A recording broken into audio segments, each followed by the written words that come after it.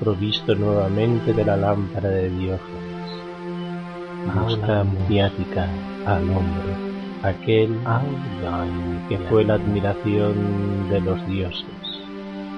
Esto es una obra, a nuestra lugar reservado. Es un pórtico, adéntrate con él. Buscamos a aquellos que les interese el misterio, aquellos que quieran ir de lo simple y perecedero a lo eterno y divino. Tener en cuenta de que me acerco al cristianismo desde un lado metafísico, en el sentido de un conocimiento que no se limita al conocimiento de una doctrina de simple creyente, sino de aquel que intenta participar de la propuesta que hizo el Cristo, que es la divinización del ser humano, del acercamiento con Dios. Eso es otra línea distinta a las gentes que asisten a la iglesia y también distinta a las gentes que parten del planteamiento que hizo Lutero. Es decir, todos los grupos que se han derivado es totalmente distinto.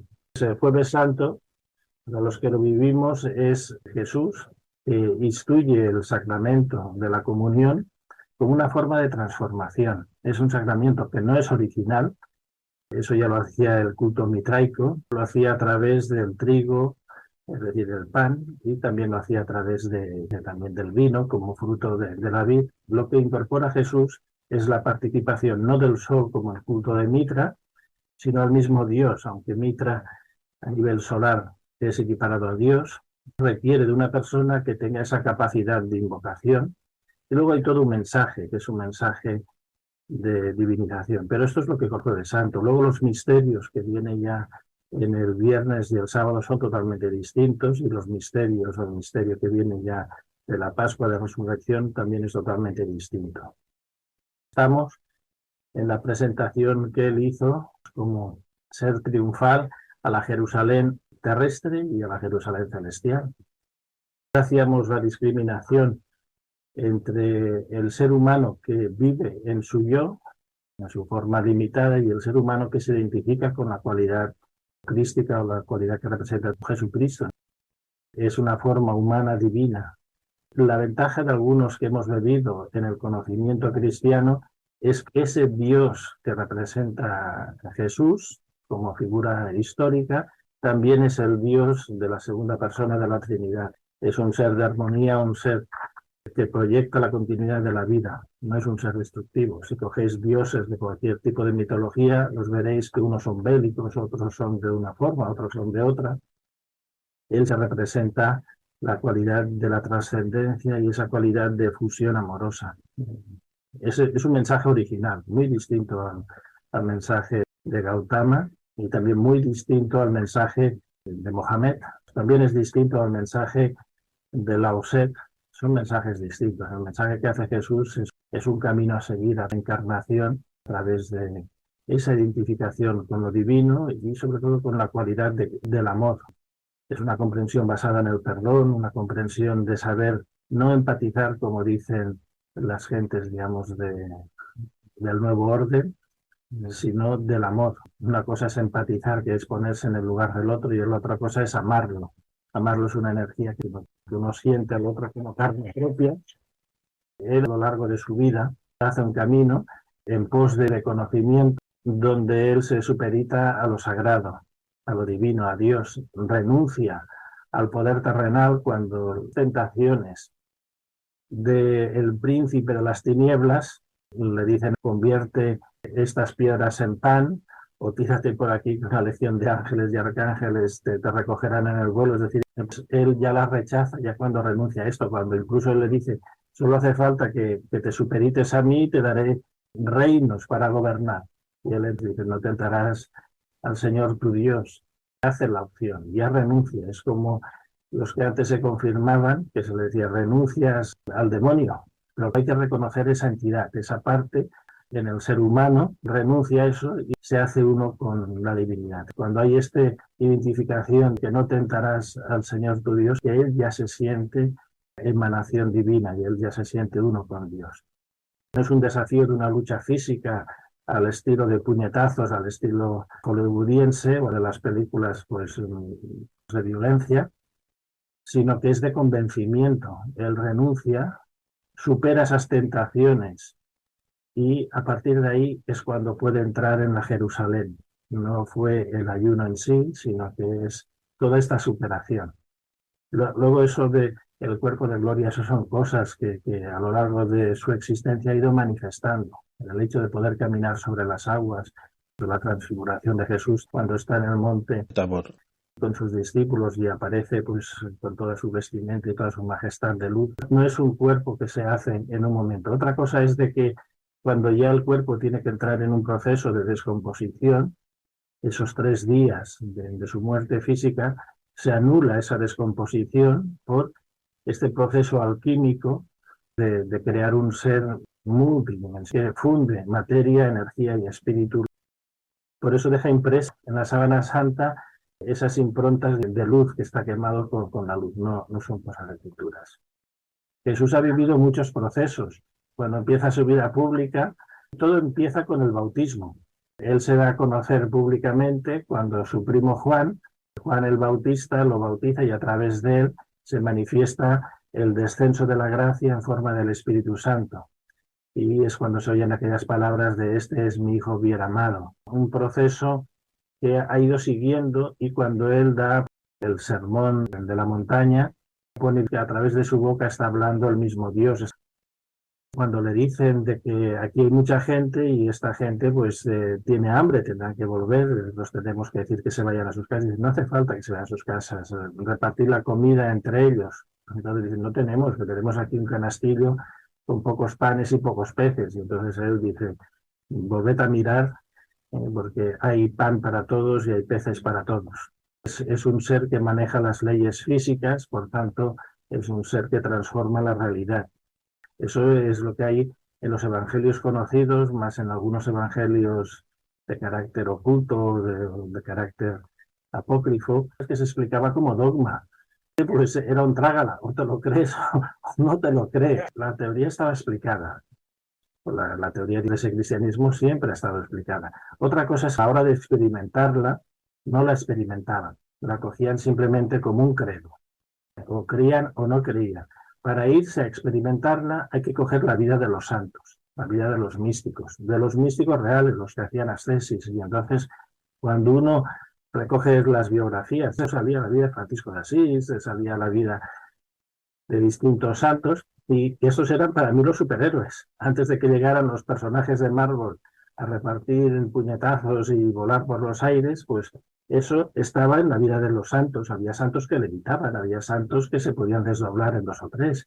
Fray Escoba podía estar en 2 otros sitios, es decir, que la vida de los santos está acompañada de ciertos milagros. Y eso no era extraño, como una cosa para algunos pues fantástica. No era simplemente creyentes, sino que hacían milagros y podían ver el futuro y podían ver los demonios y curar a los enfermos y todas estas cosas.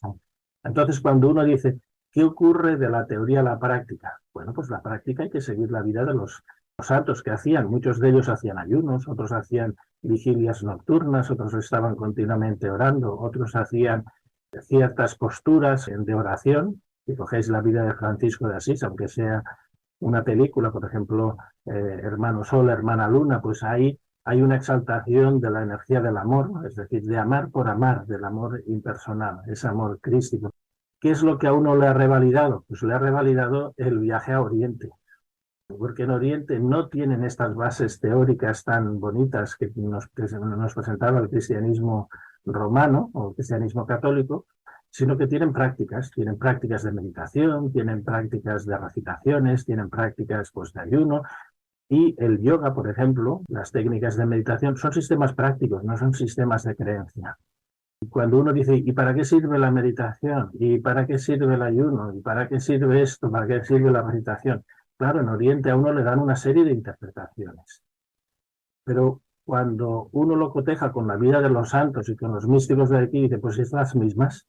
Estos estados de conciencia acrecentada que consigue uno a través de la meditación, a través de la oración, son los mismos de los que hablaban los cristianos místicos, es decir, no los creyentes. Ya no me pongo con la gente de la Reforma o la gente del cisma luterano, porque estos como ya negaron todo hecho monacal, todo hecho místico personalmente, y otras gentes, hemos saboreado de la cultura oriental, cuando uno se sumerge en ellas y ve que a través pues, de ciertos ejercicios, a través de las posturas, de los mudras, pues cuando vuelve otra vez a casa, cuando vuelve a Occidente, se da cuenta de que esas posturas que se ven en las imágenes de los santos o esas imágenes de Jesús o cuando se señala al Sagrado Corazón, pues está señalando lo que en Oriente es el Bhakti Yoga, es decir, esa energía que Krishna pues habla de ese amor cósmico, de ese amor universal, pues dice, pues es la misma de la que hablaba Jesús, simplemente que Jesús tiene una enseñanza de trascendencia.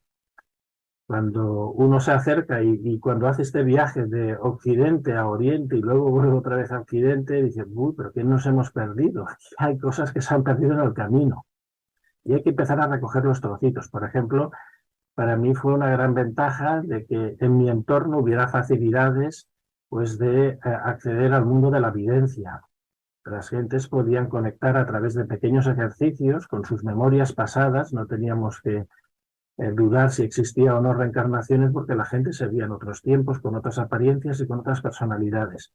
Y no podíamos dudar de la existencia de un más allá porque muchas personas se podían ver en esos tiempos entre vidas y otras personas se veían desde el momento de la concepción cómo se organizaba la vida aquí. Es decir, hicimos un recorrido a través de distintas personas con esta facilidad de abrir el mundo de la videncia, el mundo de la visión, y podíamos modular y conectar con seres. Yo había tenido experiencias fuera del cuerpo físico, es decir, eso que la gente denomina pues, proyecciones astrales, pero de forma natural o de forma involuntaria. El mundo sensitivo, cuando se comprueba con la energía, todo esto es un pack que lo hace reconciliarse con el mensaje cristiano, pero no es el mensaje cristiano de la institución actual, sino que es con una especie de cristianismo de raíz, de personas que se aislaban del mundo. Uno entiende entonces por qué había pues, monjes, por qué había anacoretas, y más todavía. Entramos en contacto con personalidades que habían vivido en aquellos tiempos desde la perspectiva cristiana y nos iban enseñando que en otras vidas habían estado, por ejemplo, recuerdo una persona que recordaba su existencia en San Millán de la Cogolla, que era un monje, y decía cómo oraba él. Él sentía la luz como entraba por la ventana y le llegaba a las manos y de las manos entraba en un estado de éxtasis, en un estado como de gozo. Eso lo mantenía reservado. Y así pues pude explorar otras vidas, porque no me interesaban las vidas cotidianas y que las repasamos, sino las vidas que tenían un contenido místico. Y pudimos ver vidas de un tiempo, de otro tiempo, de una cultura, de otra cultura, y ser apoyados por seres que pertenecían a esas culturas. Lo hago desde el pragmatismo místico, y entonces cuando alguien dice, ¿y esto en qué está basado? Pero experimentarlo, cerrar los ojos. Por eso os digo a veces después de la oración, comentar vuestras visiones, vuestras sensaciones. Aquel que accede al mundo de la visión es como que accede a Internet, tiene acceso a muchas frecuencias. Cuando pasa la vida a los místicos, pues si los veis, ven apariciones, ven visiones de distintas imágenes de la Madre Celestial. Aquí se quedó como si fuera una figura virginal. Eso tiene otras culturas. No reniego de la cultura propia, sino profundizar en ella. Y no es una cultura extraña, sino que es una gran cultura espiritual.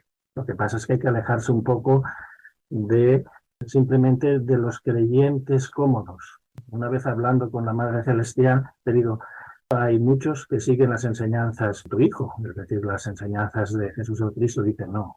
Hay muchos que están debajo del paraguas de esas enseñanzas. Pero una cosa es estar bajo el paraguas, que es la protección anímica, la protección que muchas personas sienten, esa paz interior, pues de creer que hay un más allá, de que existe el bien, de que Jesús o la figura de Dios les protege. Dice, bueno, pues eso es un paraguas. Pero encarnar el mensaje del Cristo, dice, no hay.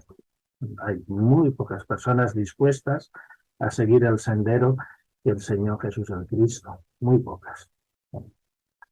Lo que yo a veces os comento es simplemente fruto de una serie de vivencias personales y de personas del entorno, que algunos de vosotros conocéis, pero han sido muchas las personas que he conocido que han podido entrar en contacto con esas multirealidades, con esos seres que las habitan, y esos seres han dado generosamente ese conocimiento. Y lo han dado desde distintas culturas y todas son loables. Ahora, hay una cultura que está por encima de las otras, que es la enseñanza como el ser humano puede llegar a divinizarse. Nada tiene que ver con los mensajes espiritistas de ser buenos y ya está.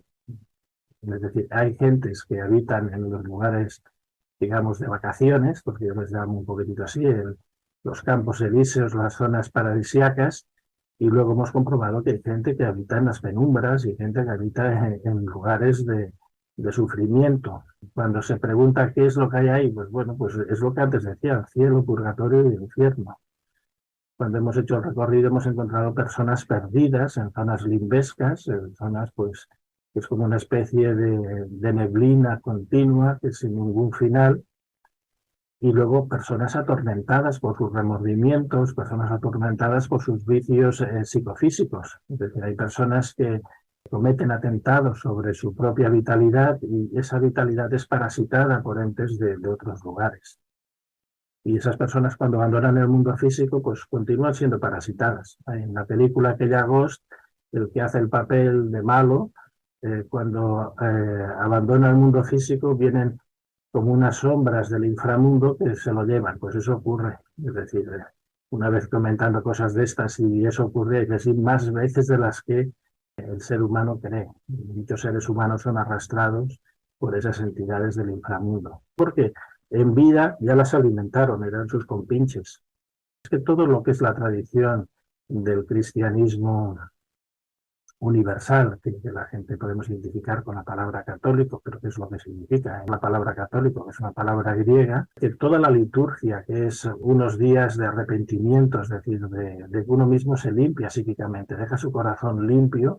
Si los cristianos, con esas pautas que se dan pues, de limpieza de corazón, es decir, si revisáis la biografía del Padre Pío en Italia, que les había su monje franciscano, que les habían las llagas en las manos, él su poder lo tenía en el hecho de la confesión para tomar la comunión. Ese pan, si está realmente consagrado, lo que haría es reactivar nuestra estructura luminosa.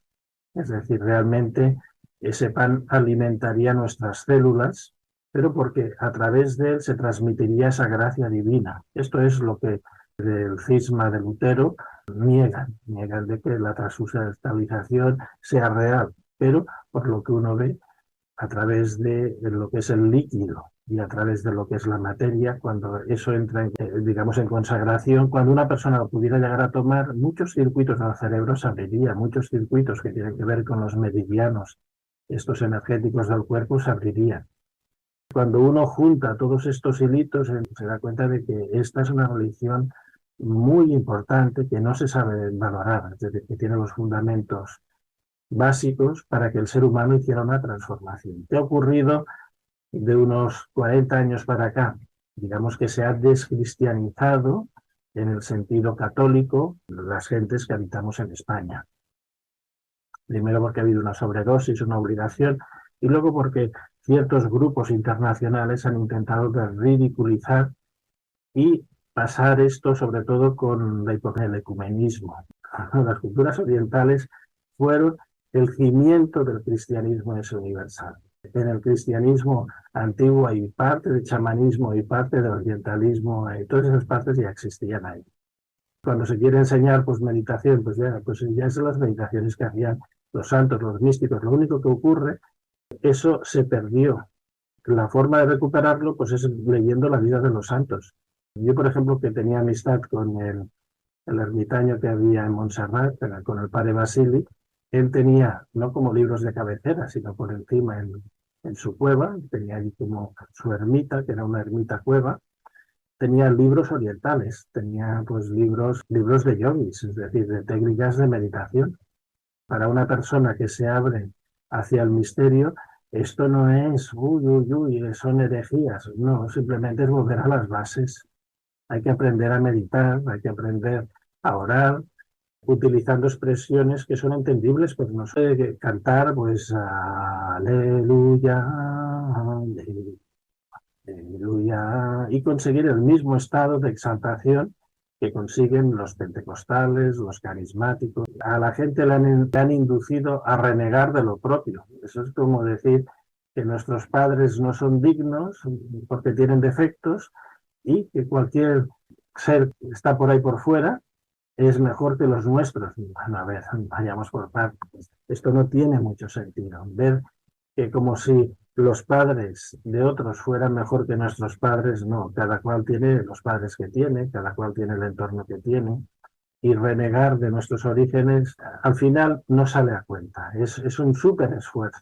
Entonces, he estado de un legado espiritual que había aquí. Y no tiene sentido renegar de esto, porque estos son 2000 años de historia. Aquí las gentes han construido santuarios, han construido ermitas, tenemos por suerte uno de los calendarios más bien estructurados del mundo y que no creo que sea superado por estos calendarios impuestos desde la ONU. Aquí, ¿qué es lo que hemos hecho? Teniendo estas bases, se ha renegado, pero aquí solo hace falta caminar por las calles, por caminar por los campos y veréis ermitas, veréis santuarios, veréis lugares que todavía lo que pasa es que se ha conservado la forma y se ha perdido el fondo. Son muchas personas que quieren volver a recuperar una especie de identidad trascendente, pero las televisiones solo quieren poner la parte folclórica. El mensaje de Jesús va mucho más allá. Es un mensaje en la conciencia, una promesa en el espíritu, en Dios, en la salvación. Eso es lo que hay ahí. Si vais a las culturas orientales, eso no existe. Yo cuando he estado en la India y uno ve que la gente sí es amable, muy muy sencilla, pero pueden dejar que una persona esté ahí al lado y se esté muriendo y no osan ni tocarla, porque creen que se estaría mezclando sus destinos kármicos y serían responsables de aquel. Mientras que a veces aquí es ayudar aunque uno lo tenga.